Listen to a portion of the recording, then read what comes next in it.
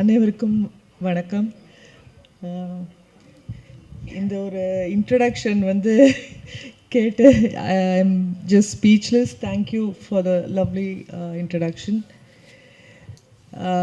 இன்ட்ரடக்ஷனில் சொன்ன மாதிரி நான் தமிழில் ஆரம்பிச்சிட்டேன். அப்புறம் அவ்வளோ சக்ஸஸ்ஃபுல்லாக இல்லாமல் அப்புறம் தெலுங்கில் போய் நடிக்க ஆரம்பிச்சிட்டு இருந்தேன். அந்த டைம் தான் எனக்கு கேப்டன் பிரபாகர் வாய்ப்பு வந்தது. மெயின் ஹீரோயின் இல்லை, ஆனால் செகண்ட் ஹீரோயின் அந்த மாதிரி ஒரு ரோல் தான். ஆனால் அந்த படம் எனக்கு கொடுத்த வெற்றியும் பேரும். அதுக்கப்புறம் நான் 15 வருஷமோ 10 வருஷத்துக்கு அப்புறம் படையப்பா பண்ணுறேன். அது வரைக்கும் அந்த ஆட்டமாக தேரோட்டமான்ற பாட்டு இப்போ வரைக்கும் எங்கே போனாலும் எந்த ஃபங்க்ஷன் போனாலும் ஒரு ஒரு ஒரு ஃபேடே ஆகாத அதே பாப்புலாரிட்டி. ரிலீஸ் ஆன அப்புறம் அந்த சாங்க்கு எவ்வளோ ஒரு பேரும் புகழும் வந்ததோ அது இப்போ வரைக்கும் அந்த பாட்டுக்கு இருக்குது, எனக்கும் இருக்குது. அண்டு நிறைய ரசிகர்கள் அந்த பாட்டு பார்த்து எனக்கு ரசிகர்கள் ஆனவர்களும் இருக்காங்க. அந்த வாய்ப்பை எனக்கு கொடுத்த செல்வமணி சாருக்கும் கேப்டன், இன்றைக்கி I miss him the most today. இன்றைக்கி அவர் இருந்திருந்தால் ரொம்ப ரொம்ப சந்தோஷமாக இருந்திருக்கும். அவர் எங்கே இருந்தாலும் இந்த படம் திருப்பி ரிலீஸ் ஆகி ஃபஸ்ட் டைம் ரிலீஸ் ஆனால் அப்போ எவ்வளோ வெற்றி பெற்றதோ அதை விட டபுள் மடங்கு வெற்றி பெற அவர் மேலேருந்து வாழ்த்துவார்ன்ற நம்பிக்கை எனக்கு இருக்குது. அண்ட் கேப்டன், குட்டி கேப்டன் பிரபாகர் இங்கே இருக்கிறதுல I am very happy. I seen them as children. வளர்ந்து இவ்வளோ பெருசாக ஆகி ஒரு பார்ட்டியை லீட் பண்ணி பாலிட்டிஷியனாக வேறு இப்போ இருக்கார். All the best you. இங்கே வந்திருக்கும் அனைவருக்கும் நான் பேசின ஸ்பீச்லேயே இதுதான் கொஞ்சம் லெங்க்தியர் ஸ்பீச். பட் எல்லாருக்கும் வணக்கம். I am so happy to be here. All the best Selvamani sir. Rocket, another big hit, and thank you so much. அனைவருக்கும் வணக்கம். கேப்டன் பிரபாகரன் படம் வந்து என்னுடைய வாழ்க்கையில் ரொம்ப நெருக்கமான படம். கிட்டத்தட்ட கள்ளக்குறிச்சி ராஜா தியேட்டரில் வந்து 100 நாள் ஓடுனுச்சு. அந்த 100 நாளில் வந்து ஒரு கண்டினியூ ஒரு 10 நாள் அடுத்தடுத்த ஷோ அப்படியே பார்த்துட்டே இருந்தேன். இந்த படம் வந்து எனக்கு ஏன் இவ்வளோ நெருக்கம்னு சொன்னால், நான் நிறைய விஷயம் சினிமாவில் வந்து இந்த படத்துலேருந்து கற்றுக்கிட்டேன். ஸ்க்ரீன் ப்ளே எப்படி இருக்கணும் அப்படிங்கிறது. நம்ம வந்து படம் பார்த்திங்கன்னா 2 சாங்குமே ஹீரோக்கு கிடையாது. எவ்வளோ புதுசு பாருங்க. 2 பாட்டு தான், அதுவே புதுசு அந்த டைமில். அந்த 2 பாட்டுமே ஹீரோவுக்கு கிடையாதுன்னா அது எந்த ஹீரோ ஒத்துக்குவாங்க? அதுவும் ஒரு அவ்வளோ பெரிய ஹிட்டு சாங்கு. கேட்டவுடனே ஐயோ நான் பாடுறேன் ஏதாவது சொல்லுவாங்கள்ல, அது வந்து ரொம்ப புதுசாக இருந்தது. அதேமாதிரி படம் ஆரம்பித்து ஒரு 19 நிமிஷத்தில் வந்து ஹீரோவே இருக்க மாட்டார். ஹீரோ இல்லாமல் ஒரு சாங்கு, ஒரு ஃபைட்டு இருக்கும். இது எப்படி சாத்தியமாச்சுன்னு எனக்கு தோணுது, ஆச்சரியமாக இருந்தது. அதனால தான் என்னுடைய படங்களில் பார்த்தீங்கன்னா கரெக்டாக என்ன கேரக்டர் பில்டு பண்ணாலும் அந்த 19வது நிமிஷத்தில் கதைக்கு வந்துடுவேன். நம்ம வந்து துப்பாக்கியில் எடுத்துக்கிட்டிங்கன்னா அந்த பஸ்ஸு பிளாஸ்ட்லேருந்து கதை ஆரம்பிச்சிடும். அது கரெக்டாக கேப்டன் பிரபாகரனோட இன்ஸ்பிரேஷனில் தான் அந்த ஃபஸ்ட்டு 20 மினிட்ஸ் இருந்தது. அதே மாதிரி ஒரு ஆக்ஷன் ஃபில்மில் வில்லன் இறந்துட்ட பிறகு படம் இருக்காது. வில்லன் தான் ஹீரோவோட எனிமி, அவன் தான் கதை. வில்லன் இறந்துட்ட பிறகு படம் இருக்கவே இருக்காது. ஆனால் வில்லன் இறந்ததுக்கப்புறம் 10 நிமிஷம் படம் ஓடும். அதுதான் எனக்கு திருப்பி ரமணாவில் இன்ஸ்பிரேஷன் ஆச்சு. ரமணாவில் வில்லன் இறந்த பிறகு திருப்பி 10 நிமிஷம் இருந்துச்சு. ஏன்னா பார்ப்பாங்க அப்படின்ற ஒரு நம்பிக்கையை வந்து எனக்கு அந்த படம் கொடுத்தது. அவ்வளோ பெரிய பிரம்மாண்டம், ஒரு ஆச்சரியமான ஒரு பிரமிப்பு அந்த படம் கொடுத்துச்சு. அந்த படத்தில் வந்து லியாகத் அலி கான் சாரோட வசனம் ஆகட்டும். நான் ஒரு ஷோவில் வந்து லிட்டரலாக என்னென்ன 36 இடத்துல கிளாப்ஸு டயலாக்கு மட்டுமே இருந்துச்சு. ஸோ அப்படிப்பட்ட ஒரு அற்புதமான படம். அந்த படத்தை பண்ணிட்டதுக்கப்புறம் அதே கேப்டனை வச்சு நான் ஒரு டைரக்ட் பண்ணுவேன் அப்படின்றதும் எனக்கு ஒரு கனவாக இருந்தது. அதே மாதிரி என்னுடைய திருமணத்தை அவர் நடத்தி வச்சாருன்னு நினைக்கும் போது அதுவும் எனக்கு ஆச்சரியமாக இருக்குது. இன்றைக்கி நான் ஊரில் சினிமாவுக்கே வராத ஒரு ரசிகனாக அவரோட கேப்டன் பிரபாகரனை வந்து ஃப்ரண்ட் ரோவில் உட்காந்து நான் பார்த்த ஒரு ரசிகன் வந்து இன்றைக்கி ரீரிலீஸில் வந்து அந்த டைரக்டரோட பக்கத்தில் உட்காந்துருக்கேன் போது எனக்கு இதுவே கனவு மாதிரி தான் இருக்குது. ரொம்ப நன்றி சார் எங்கெல்லாம் கூப்பிட்டது. இப்படி ஒரு அற்புதமான படத்தை கொடுத்துருக்கீங்க. கண்டிப்பாக இந்த ஜெனரேஷன் ஆடியன்ஸ் வந்து ஒரு படத்தை பாருங்கள். எப்படி அந்த பிரம்மாண்டத்தை கொண்டு வந்திருக்காரு. தமிழில் வந்து ஒரு இங்கிலீஷ் படம் மாதிரி அந்த டைமுக்கு அந்த ட்ரெயினில் ஒரு ஒரு ஃபைட் ஒரு ஷாட் மட்டும் வந்திருக்கும். அதை பார்த்தீங்கன்னா உங்களுக்கு அவ்வளோ ஆச்சரியமாக இருக்கும். ஆக்ஷன் சீக்வன்ஸ்லாம் பிரமாதமாக இருக்கும். அந்த 20 மினிட்ஸ் பில்டப் பண்ணி அந்த ஹீரோவை வந்து அந்த போலீஸ் ஸ்டேஷன் ஃபைட்டுக்கு முன்னாடி ஒரு ரோட்டில் அடித்து அங்கேருந்து போய் போலீஸ் ஸ்டேஷனில் இது பண்ணுவாங்க. அந்த ஃபைட்டுக்கு மட்டுமே தியேட்டர் பிளாஸ்ட்டாக இருக்கும். இந்த தடவை பாருங்கள் இந்த படத்தை, ரொம்ப உங்களுக்கு பிடிக்கும். என்னை கூப்பிட்டு அழைத்த அனைவருக்கும் நன்றி. Thank you sir. விஜய் பிரபாகரன் அவர்களுக்கும் எனது வாழ்த்துக்கள். நீங்களும் பிரபாகரன் அந்த கேப்டன் பெயரை போல புகழ் உச்சையை அடைய வேண்டும் என்ற வாழ்த்தி விடைபெறுகிறேன். நன்றி, வணக்கம். எல்லாருக்கும் வணக்கம். செல்வமணி சார்கிட்ட பேசும்போது சோலே படம் தான் இந்த படத்துக்கு இன்ஸ்பிரேஷன் சொல்லி சொன்னாங்க. 91 அந்த படம் வந்து நான் காலேஜ் படிக்கும்போது இந்த படத்தை நான் பார்க்குறேன். எங்கள் பெரிய அண்ணன் வந்து விஜயகாந்த் சாருடைய பயங்கரமான ஃபேன். ஆனால் நான் ரஜினி சாருடைய ஃபேனு. ஆனால் இந்த படம் பார்த்துட்டு எனக்கு பயம் வந்துடுச்சு. விஜயகாந்த் சார் ரஜினி சார்லாம் தாண்டி போயிடுவாரோ, என்ன இப்படி ஒரு படம், இப்படி ஒரு ஆக்ஷன் பிளாக், இப்படி ஒரு படமாக இருக்காது. போலீஸ் ஸ்டேஷன் ஃபைட்டு பர்டிகுலராக 33 வருஷமாச்சு இந்த படம் ரிலீஸ் ஆகி. விஜயகாந்த் சார் வர்றது 33வது நிமிஷத்தில் படத்தில் வருவார். இது 2 படம் தான் ஆச்சரியமாக இருக்கும். ஒரு சிபிஐ டைரி குரூப்னு ஒரு படம். ஃபஸ்ட்டு வந்து பில்டப் பண்ணி பண்ணி பண்ணி பண்ணி ஒரு ஸ்கிரிப்ட் ரெடி பண்ணி ஒரு ஹீரோ வரும்போது இருக்கிற பெப் இருக்குல்ல. கைதியில் வந்து சரஞ்சீவி சாருக்கு ஒரு போலீஸ் ஸ்டேஷன் ஃபைட் இருக்கும். அந்த கழுத்தில் போட்டு அந்த ஒரு டாலரை வந்து லக் அப்படி இழுத்த உடனே ஒரு ஆக்ஷன் ஒன்று வரும்.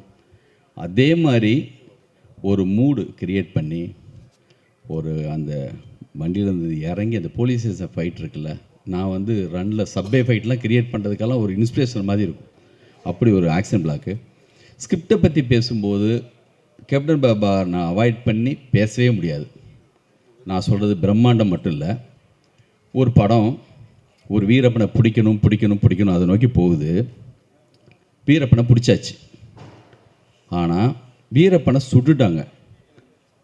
வீரப்பனை பிடிச்சதோட படம் முடியும் தான் நினைப்போம். அதுக்கப்புறம் ஒரு படம் வரும். இது வந்து ஃபேமிலி படங்களில் சம்சார மின்சாரம் ஒரு படம். ஒரு குடும்பம் சேரணும் இருந்து கடைசியில் வேறொரு ட்விஸ்ட் ஒன்று வரும். அந்த மாதிரி ஒரு ஆக்ஷன் படத்தில், ஒரு பிரம்மாண்டமான படத்தில் நான் பார்த்து பிரமித்த ஒரு ஸ்கிரிப்டுனா அது கேப்டன் பிரபாகரன். இப்போ பார்க்கும்போது அப்படியே ஊரில் உட்காந்து படம் பார்த்தப்ப அந்த செகண்ட் ஷோவில் வெளியில் சவுண்டு கேட்கும் பார்த்தீங்களா, அந்த அந்த அந்த மாதிரி ஒரு வாசம் இருக்கிற எந்த படமும் வந்து அப்படி தான் இருக்கும். அந்த ஆட்டமாக தேரோட்டமாக சாங்கெல்லாம் அப்படி இருக்கும். தேட்டரில் எல்லாமே புதுசு. அந்த லைட்டு வந்து தலையில் கட்டிட்டு வர அந்த இது, அந்த மொத யூஸ் பண்ண அந்த கன்று. ஒரு படம் ஏன் புதுசு, இன்றைக்கி புஷ்பா படம் வந்தது வந்து பார்த்தா இந்த படத்தோட இன்ஸ்பிரேஷன் மாதிரி இருக்குது. அவ்வளவு விஷயங்கள் அதுக்குள்ளே இருக்குது. இந்த படத்தோட டயலாக்ஸு, இந்த படத்தோட வில்லன் அம்ஜத் கான் எப்படி அங்கே அப்படியோ அந்த மாதிரி இந்த படத்தை இவ்வளோ பிரம்மாண்டமாக எடுக்கிறதுக்கு காரணமாக இந்த இப்ராஹிம் ராவுத்தர். அவரை பற்றிலாம் கேள்விப்படும்போது சப்ஜெக்ட் வந்து அவ்வளோ அற்புதமாக கேட்பாங்க, அவ்வளோ அற்புதமாக நாலேஜ் இருக்குன்னு சொல்லுவாங்க. விஜயகாந்த் சார் வந்து கண்டிப்பாக அவங்க வந்து அவங்களுக்கு வந்த ஒரு க்ரௌடு இருக்குல்ல, யாரோ நான் எங்கெங்கேயோ கேட்பேன். படத்தில் ஹீரோவாக நம்ம பார்த்துட்டே இருக்கோம். ஆனால் ரியல் லைஃப்பில் அப்படி ஒரு ஹீரோ வந்து அந்த வீரம், அவருடைய துணிச்சல், எத்தனை இடங்களில் அவரை பற்றி பேசுறதுனால கேள்விப்பட்டுட்டு அப்படி ஒரு பெரிய பிரமிப்பு இருக்கும் அவங்க மேலே. அந்த குடும்பத்திலேருந்து விஜய் பிரபாகர் வந்திருக்காங்க. அவங்க செஞ்ச எல்லா விஷயமும் உங்களுக்கு பின்னாடியும் வாழ்நாள் மொத்தமும் அப்படி பின்னாடி வந்துகிட்டே இருக்கும். நீங்களும் அந்த மாதிரி உயரத்தை கண்டிப்பாக தொடரணும். பிரம்மாண்டம்னா படத்தில் மட்டும் இல்லை, கேரட்லேயும் செல்வமணி சார் எனக்கு பிரதர் மாதிரி. அவரோட உழைப்பில் பிரம்மாண்டம், அவருடைய நேர்மையில் பிரம்மாண்டம். அவருடைய கேரக்டரைசேஷன் வந்து கேள்விப்படும்போது அவர் எனக்கு பல இன்சிடென்ட் சொல்லும் போதெல்லாம் பல விஷயங்கள் அவர் வந்து அவருடைய அவ்வளோ உச்சத்தில் இருப்பாங்க. அவ்வளவு பெரிய பிரம்மாண்டமான ஒரு கேரக்டர் அவர். எனக்கு வந்து லைஃப்பில் என்னுடைய எல்லா விஷயங்களப்பையும் அவரோட தான் போய் நிற்பேன். சமீபத்தில் நிறைய அவரோட ட்ராவல் பண்ணிகிட்ருக்கோம். வாழ்க்கை மொத்தமும் அவங்க கூட இருப்போம். இந்த விழாவில் என்னையும் அழைச்சதுக்கு முருகதாஸ் சொன்ன மாதிரி, முருகதாஸ் அடிக்கடி இந்த படத்துக்கு உதாரணம் சொல்லிகிட்டே இருப்பார்.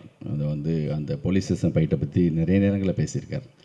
ஒரு சில படங்களில் தான் விஜயகாந்த் சாருக்கு வந்து ஒரு லேண்ட்மார்க் படமாக இருக்கிற படங்களில் மிக முக்கியமான படம், லுக் வைஸாக எல்லாத்துலேயுமே. அதுக்கப்புறம் இந்த படத்துக்கு பிறகு ரமணா, உங்கள் படம் சின்ன கவுண்டர், சத்திரியன், அப்படி விஜயகாந்த் சார் வந்து மாற்றி வர ஒரு சில படங்கள்னு இருக்கும். அப்படி கேப்டன் பிரபாகரனுக்கு முன்னும் பின்னுன்னு சொல்கிற அளவுக்கு இருக்கலாம். இந்திய தமிழ் சினிமாவுடைய மிக மிகப்பெரிய ஒரு பிரம்மாண்டமான படத்தை கொடுத்த எங்களுடைய கேப்டன் தான் எங்களுக்கு எப்பயுமே செல்வமணி சார். அவங்களுக்கு நன்றி. இந்த படம் மிகப்பெரிய வெற்றி அடையணும். கண்டிப்பாக இந்த படம் ரீரிலீஸ் அப்போ நானும் சார் எல்லாம் சேர்ந்து இந்த படத்தை மறுபடியும் பார்ப்போம். வாழ்த்துக்கள் சார்.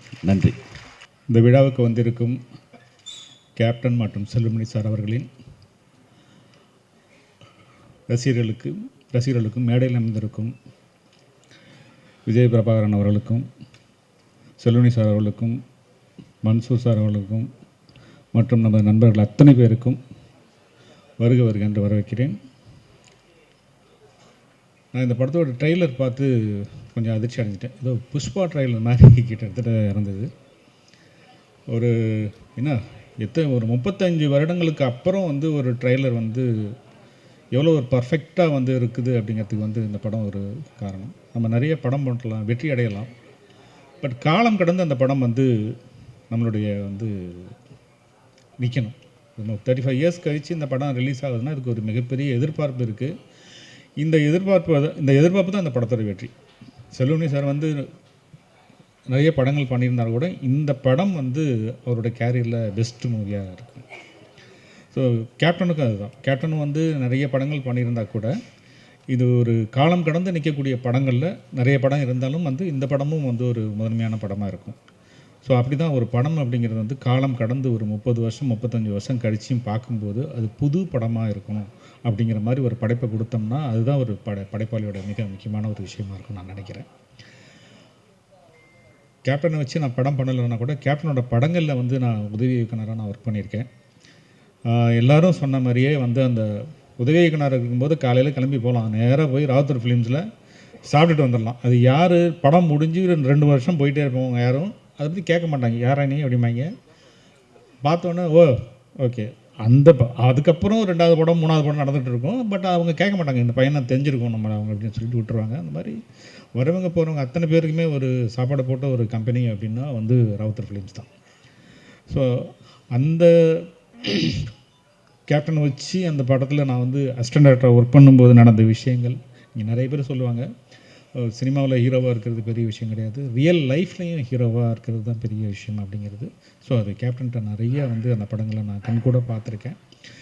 அவர் இல்லை என்றாலும் கூட அவருடைய நினைவு நம்மக்கிட்ட அப்படியே வாழ்ந்துக்கிட்டு தான் இருக்கும். செல்வமணி சார் வந்து நான் பல தடவை சொல்லியிருக்கேன் செல்வமணி சார்கிட்ட, சார் நீங்கள் வந்து இருக்க வேண்டிய இடம் வந்து இது இல்லை, இதை விட வந்து உயர்வாக நீங்கள் போகணும். ஏன்னா வந்து அவர்கிட்ட இன்றைக்கும் வந்து உட்காந்தா என்னோடய படத்தை பார்த்துட்டு என்ன குறைநிலைகள் அப்படிங்கிறத வந்து ரொம்ப தெளிவாக பர்ஃபெக்டாக அது வந்து மனசில் ஒன்று வச்சுட்டு படம் ஹிட் ஆனாலும் பர்ஃபெக்டாக சொல்லுவார். படம் தோற்று போச்சா, இது உன் படத்தில் தப்புடா, இதெல்லாம் கரெக்டாக பண்ணியிருந்தீங்கன்னா இந்த படம் உனக்கு வந்து இன்னும் நல்லா வந்திருக்குண்டா அப்படிங்கிறது சொல்கிறதில்ல. ஒரு சகோதரனை போல் மிக அன்பாக ரொம்ப அழகாக அந்த ஜட்ஜ்மெண்ட்டுங்கிறது வந்து அவருக்கு இன்னமும் வந்து சிறப்பாக இருக்கும். நான் திரும்பவும் சொல்லிகிட்டே இருப்பேன் செல்வமணி சார்கிட்ட, செல்வமணி சார் வாங்க ஒரு நல்ல படம் பண்ணுங்க அப்படின்னு சொல்லிட்டு தான் இருக்கிறேன். இன்றைக்கும் வந்து தானு சார் அன்றைக்கி ஒரு ஸ்டேஜில் கூட சொன்னாங்க, எப்போ ஒரு செல்வமணின்னு சொல்லி கேட்டாங்க. ஸோ முதல்ல நான் சொல்கிறேன், நான் இப்போ டைரக்டர்ஸ் யூனியன் தலைவர் கூட சொன்னார் இன்றைக்கி, நீ முதல்ல போங்க அப்படின்னு சொல்லிட்டு. அந்த மாதிரி செல்வமணி சாரோட அடுத்த படைப்பை பார்க்கறதுக்கு நாங்கள் எல்லாருமே ரொம்ப ஆர்வமாக இருக்கோம். கூடிய சீக்கிரம் செல்வமணி சார் வந்து இயக்குனராக திரும்பவும் அவதாரம் எடுக்கணும்னு வேண்டிக்கிறேன். நன்றி, வணக்கம்.